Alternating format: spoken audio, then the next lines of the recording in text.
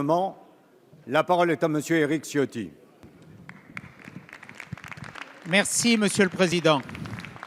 Monsieur le Premier ministre, Berlin, l'Europe, la civilisation des libertés et des Lumières a été frappée une nouvelle fois cette nuit de façon tragique. En cet instant, après cette minute de silence que nous venons d'observer, je veux exprimer au nom du groupe des Républicains notre solidarité avec les Berlinois, avec le peuple allemand, avec les familles des 12 victimes décédées dans cette tragédie, avec les familles des 48 blessés. Oui, l'Europe a été touchée au cœur. La France l'a été le 14 juillet dernier à Nice, dans des circonstances tragiquement similaires. Cet attentat nous rappelle que la menace est maximale. Cet attentat nous rappelle que les démocraties sont une cible privilégiée pour ces barbares qui ont décidé de s'attaquer à la civilisation, à la liberté, à la démocratie. Alors oui, nous devons apporter une réponse unanime. Monsieur le Premier ministre, le ministre de l'Intérieur a indiqué ce matin, hier soir, que le dispositif de sécurité, notamment à la veille de Noël, allait être renforcé. Nous voulons avoir des explications sur les moyens supplémentaires que vous allez mettre en œuvre. Est-ce à dire que certains moyens ne l'étaient pas encore? C'est une question qui peut se poser. Est-ce que vont-ils engager également une coopération européenne nécessaire plus forte? Où en est le PNR notamment? Et enfin, est-ce que des contrôles supplémentaires vont être mis en place à nos frontières pour mesurer les risques qui peuvent être associés aux flux migratoires? Merci, Monsieur le Premier ministre. La parole est à Monsieur le Premier ministre Bernard Cazeneuve. Monsieur le député Éric Ciotti, vous venez dans votre question de rappeler les liens fraternels qui nous unissent à l'Allemagne et le devoir de solidarité dans lequel nous sommes au moment où ce grand pays ami est frappé à son tour par le terrorisme.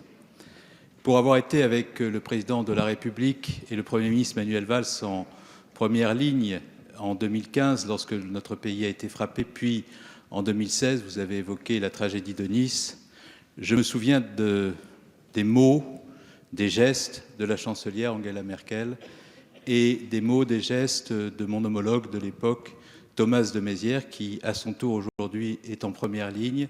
Et à ce moment-là, il y a eu l'amitié franco-allemande, la fraternité et la solidarité. Et comme vous, comme l'ensemble des parlementaires qui sont dans cet hémicycle, j'ai aujourd'hui une pensée solidaire, une pensée pleine de compassion pour les Berlinois, pour les Allemands, qui sont durement frappés et qui, à leur tour, ont vu le terrorisme tenter de semer sur leur sol l'effroi.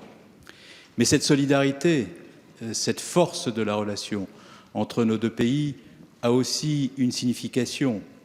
C'est un message que nous envoyons aux terroristes, qui est la volonté de nos deux pays et de l'Europe tout entière de demeurer debout, forte d'elle-même, de ses valeurs, face à ceux qui veulent semer partout la terreur par une violence abjecte. Et je partage tout à fait votre sentiment, celui exprimé par le président de l'Assemblée nationale à l'instant, qu'il faut, à chaque fois que les terroristes s'en prennent aux valeurs d'humanité, d'humanisme qui sont celles de l'Europe, répondre avec la plus grande fermeté, la plus grande détermination et la plus grande solidarité. Cela veut dire des choses très concrètes.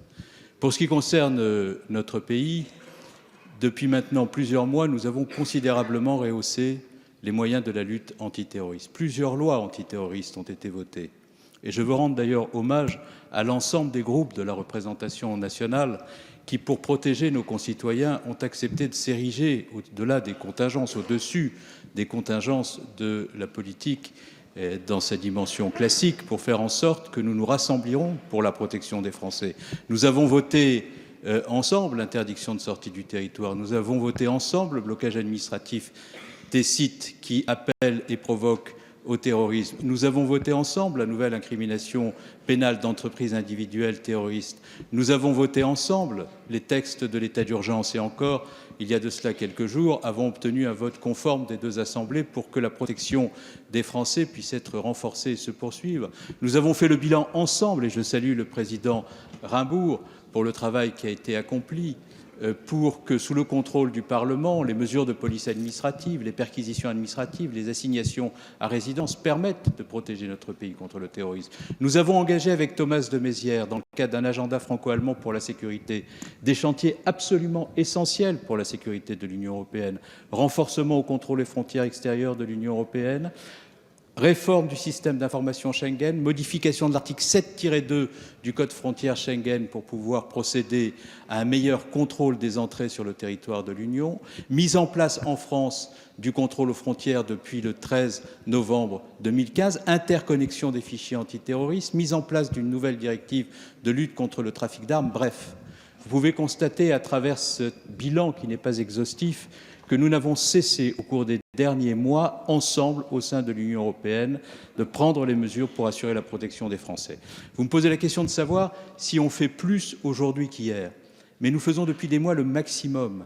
Et ce qu'a dit Bruno Le Roux hier, et je le remercie de l'avoir dit et de l'avoir fait, c'est que dans le contexte de menaces, des circulaires, des directives ont été adressées aux préfets, rappelant les dispositifs que nous mobilisons et qui sont considérables. C'est une grande partie des forces de sécurité intérieure et des services de renseignement qui sont mobilisés, la plupart des effectifs de la sécurité publique, près de 70 unités de forces mobiles, Monsieur le ministre de l'Intérieur, une dizaine pour le contrôle aux frontières, le reste pour la lutte antiterroriste. Donc je veux que la représentation nationale et à travers elle les Français soient bien conscients que ce gouvernement et avec lui ses partenaires de l'Union européenne agiront de façon déterminée et avec la plus grande fermeté et la plus grande force, sans trêve ni pause, pour assurer la lutte contre le terrorisme, parce que cette guerre contre le terrorisme, parce que nous portons des valeurs universelles dans la cohésion de l'Europe et dans l'unité nationale, nous la gagnerons. Merci, Monsieur le Premier ministre.